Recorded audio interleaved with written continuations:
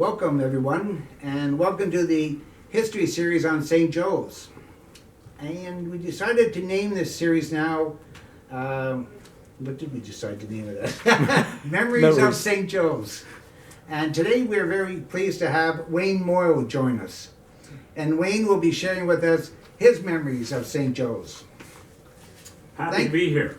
Thank you for coming, Wayne, and happy birthday. Happy birthday. I knew I shouldn't have told you that. The noose is out now. Yeah, don't ask the year. Okay.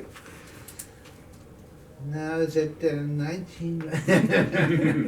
Okay, so Wayne, when did you first start coming to St. Joe's? Well, it goes all the way back to 1985. And what happened was we had three young children, quite close in age, and we became a little disillusioned with our current parish.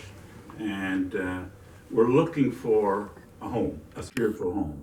And our priority was, like here at St. Joe's, all of the outreach programs were really strong supporters of it.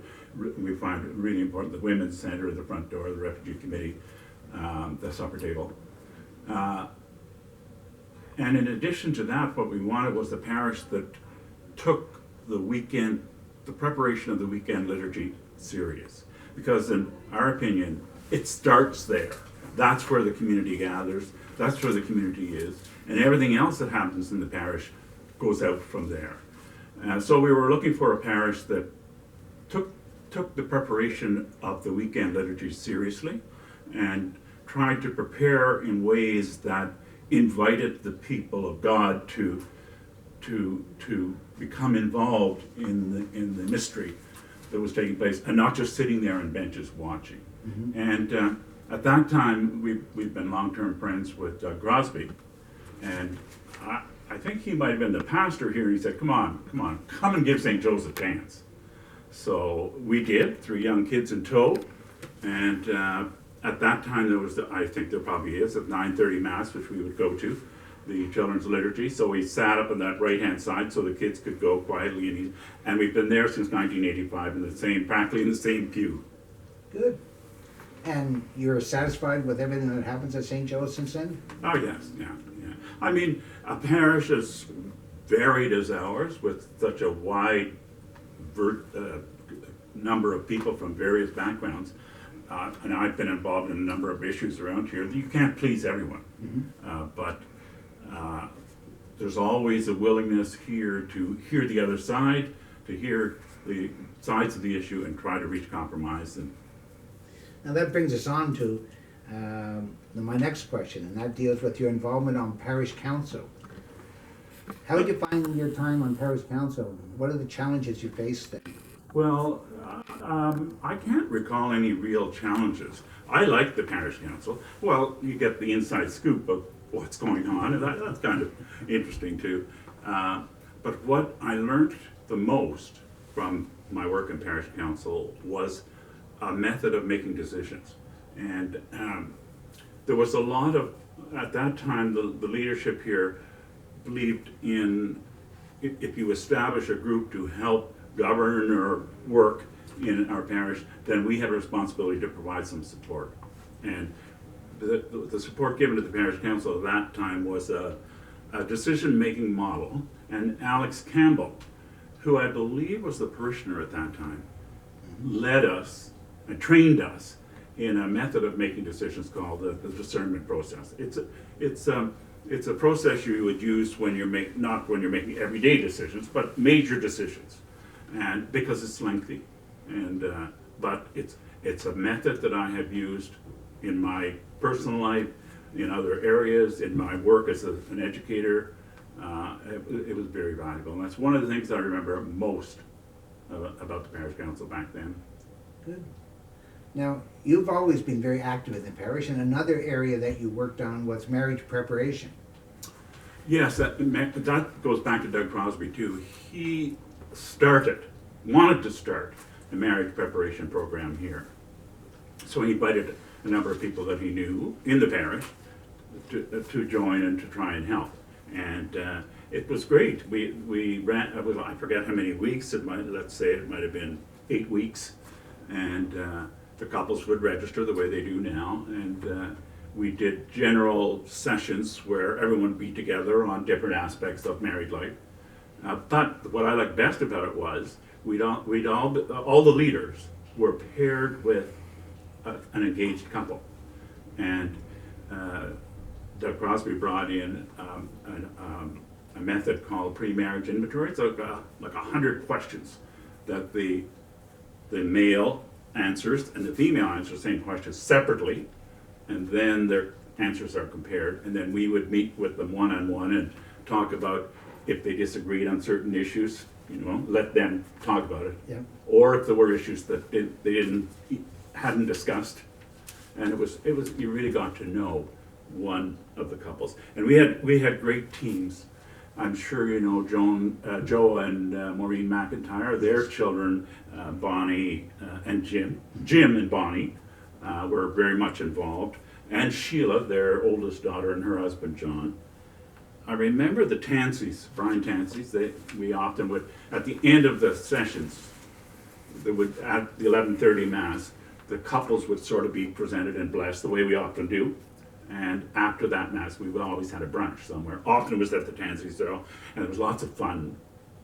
There was a lot of learning on both sides, and a lot of fun too. I remember Peter and Jacinta Belanger and John and Paulette Baum were also involved in that. So I wrote down these names so I wouldn't forget their names. Well, it's important. It's important to remember names, and sometimes people who were, played a major role in the parish, and they shouldn't be forgotten. Now, Wayne, you've also been involved in the major renovation of the church that took place through the late 90s and 2000.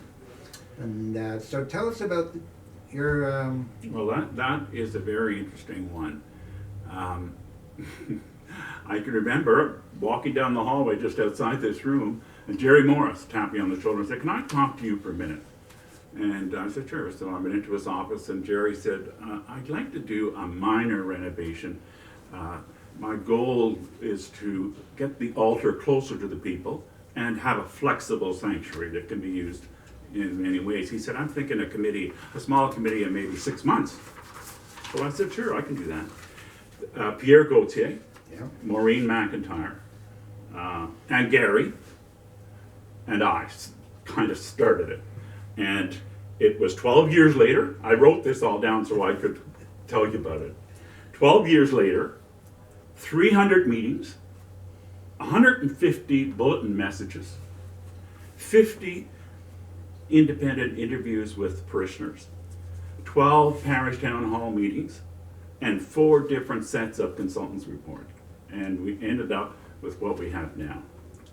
And you raised about $730,000 for the repairs of the church. That was a very interesting process too. And it was a process.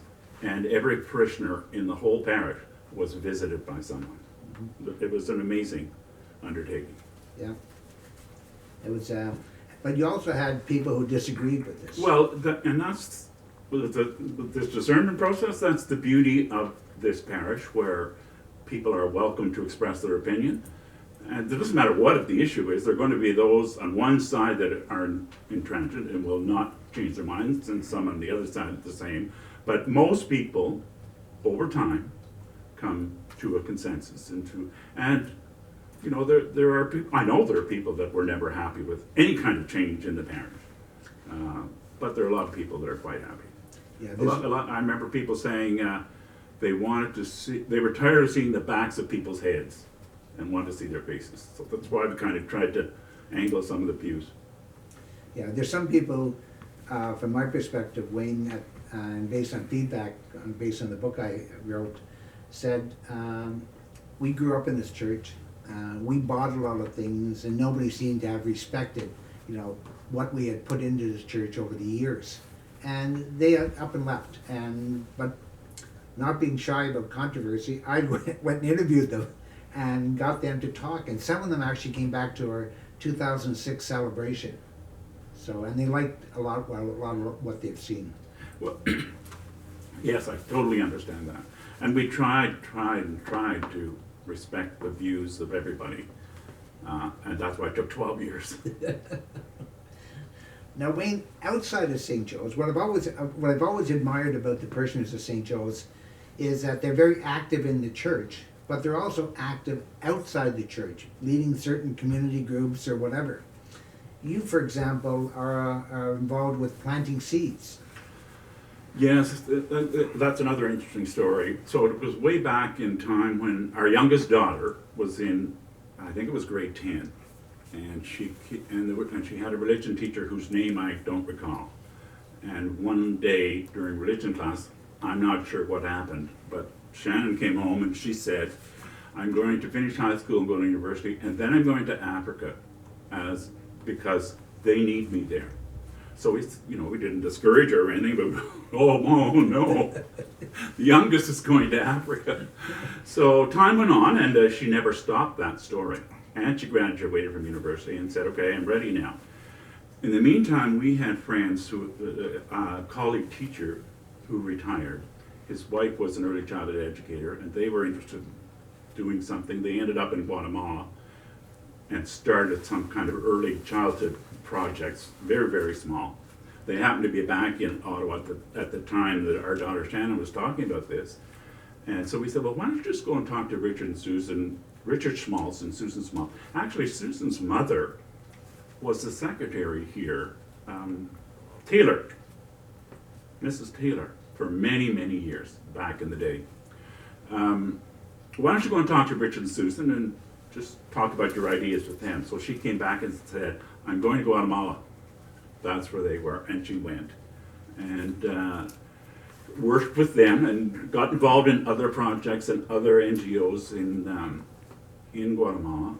Meanwhile, Richard and Susan's project, Planting Seeds, began to grow and increase and added schools and added other aspects, family support and community work like that. Mm-hmm. And they reached a point where they felt, they had to step back and let someone else take the leadership. And they went to Shannon and said, would you and maybe someone else that you might know be willing to take over and lead the next steps of our work? So she did. And it's Planting Seeds International. It's been thriving for the last number of years, and I'm on the board of directors, and the work in Guatemala is very fulfilling. Shannon came back to Canada 1 year, worked in Toronto for a year to see, and that was it. Back to Guatemala, and that's, well, she calls it home. Yes, she's done very well. Mm-hmm. Now, Wayne, you were involved in another project at St. Joe's, the Liturgical Environment Ministry, and you thought you were going to retire after all this. And now you're heading the Liturgical Environment Ministry. Can you talk to us about that? Well, first of all, I always admired the work of John Weir and Dorothy Collins. They made the environment look so beautiful. And then I recognized that, just like Richard and Susan, it was time for them to move on to something else. And for the first several weeks, maybe months, nothing really happened. And I thought, this is terrible. We can't just let this drop. But I mean, I'm not an artist. I have trouble getting colors to match. But I thought, well, I'm going to see what I can do. And I knew that I couldn't do it the way John and Dorothy did. But I thought, if we could gather some people in the parish who were willing to work as a team, maybe it would work. So I met with Chris and Jamie and decided to go ahead. Didn't take long to find about 10 people who were willing to help. The night before our first meeting, I woke up and thought, oh my God, what have I done? I think I'm in way over my head. But it wasn't more than 15 minutes into the first meeting that I thought, oh, this is going to work. And it works because we have a committed group of people who are willing to put in time and energy to do something to help the people of the parish, to invite the people of the parish to get really involved in the mystery that's happening when they're there, and not just watching. I have one question that I didn't brief you on, but I'm just curious based on our conversation, and that was, Wayne, why does a person like you agree to volunteer so much? What is it behind, what drives you to do that? Well, that you should have briefed me on that. Well, like I believe, like we were talking earlier about the outreach programs here, like I believe that if you have some kind of ability and some time, that you shouldn't just keep it under a bushel. Yeah. You should find a way to try and use it to the benefit of others. And of course, it brings me satisfaction too. If I didn't like it, if it didn't bring me some kind of satisfaction, I wouldn't do it either. But yeah, I think that's about it. Okay. Do you have any final thoughts to share with us about your involvement and your being part of St. Joe's Parish? Not really, and we've had many, and continue to have many happy occasions here, and it's a wonderful parish in the center of Ottawa, and we're happy to be a part of it. And this project that you're undertaking with the memories of St. Joe's, very worthwhile, very worthwhile. And you know from the research that you've done in the parish how hard it is to find information. This is going to be here forever. Yeah. That's part of the history of why we wanted to do it. Mm-hmm. Well, Wayne, we've come to an end of your interview, and I'd like to thank you on behalf of all the parish for the leadership you've taken throughout the parish over the last 35 years. Well, thank you very It's much, Jerry. much appreciated. I know that. Thank you.